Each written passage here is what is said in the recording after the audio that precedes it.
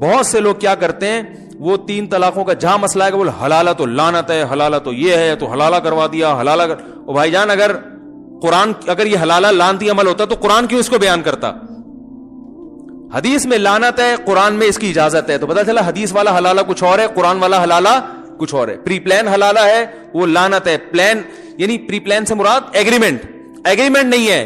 تو پھر اگر دوسرا شوہر ہم بستری کرنے کے فوراً بعد طلاق دے دے تو بھی عورت پہلے شوہر سے نکاح کر سکتی ہے. بات آ رہی ہے سمجھ میں؟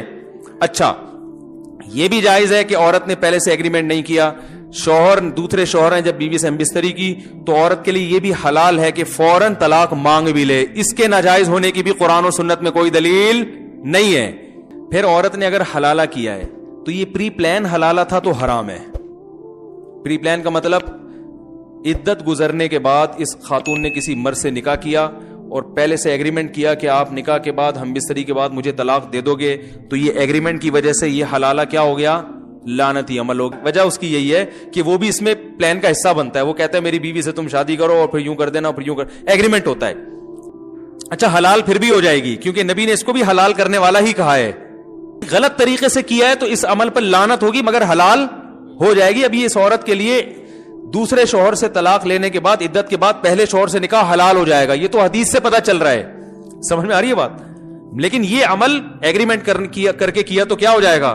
حرام, ناجائز, گناہ ملے گا اس پہ. اور اگر بغیر ایگریمنٹ کے کیا ہے تو کوئی گناہ نہیں ہے. لوگ ہر قسم کے حلالے کو لعنت کا عمل کہتے ہیں, یہ تو قرآن کے خلاف ہے. قرآن میں اللہ کا ارشاد ہے فَإِن طَلَّقَهَا, مرد اگر زوجہ کو تیسری طلاق دے دے, فلا تحل له من بعد حتى تنكح زوجا غيره, تو یہ عورت اس تیسری طلاق کے بعد پہلے شوہر کے لیے حلال نہیں ہے جب تک کہ یہ کسی دوسرے مرد سے نکاح نہ کر لے. اور حدیث میں آتا ہے صرف نکاح نہیں بلکہ ہم بستری بھی ہو.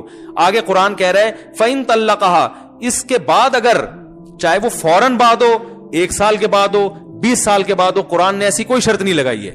تو بھائی آپ غیرت اور کے جوش میں آ کے شریعت کو تبدیل کرنے کی کوشش نہ کریں. طلاق عورت اگر بغیر کسی ریزن کے مانگے نا اپنے شوہر سے تو گناہ ہے. ایسی عورتوں کو منافقات میں شامل کیا گیا ہے جو جنت کی خوشبو بھی نہیں پائیں گی. لیکن اگر کسی ریزن کی وجہ سے مانگ رہی ہے تو اسلام میں یہ غلط, بولو نا بھائی, نہیں ہے. تو یہ بھی ایک ریزن ہے کہ میں اپنے پہلے شوہر کے پاس جانا چاہتی ہوں کیونکہ میرے اس سے بچے ہیں, تو یہ ریزن ہے. ایک طلاق نہیں دینی چاہیے, لیکن اگر بیوی نہیں رہنا چاہتی تو بیوی کے لیے تو غلط ہے بلا وجہ مانگے. لیکن آپ کے لیے بہتر یہی ہے کہ جب نہیں رہنا چاہ رہی تو یار ایسی عورت سے کرو شادی جو غیرت مند ہو, آپ سے ٹوٹ کے محبت کرے. نبی نے کیا فرمایا؟ تزوج الودود الولود, ایسی عورت سے نکاح کرو جو محبت کرتی ہو. تو یہ جب طلاق مانگ رہی ہے اس کا مطلب آپ سے یہ محبت نہیں کرتی. تو اگر آپ افورڈ کر سکتے ہو طلاق دینے کے بعد کہ بھائی مجھے دوسری مل جائے گی تو چھوڑ دو اس کو. تو اب اللہ نے قرآن میں کیا کہا کہ اب اگر شادی کے بعد دوسرا میاں طلاق دے دے, فوراً دے دے, اگلے دن دے دے, 10 سال کے بعد دے دے, وہ اس کا ہیڈیک ہے, وہ ان کا آپس کا مسئلہ ہے.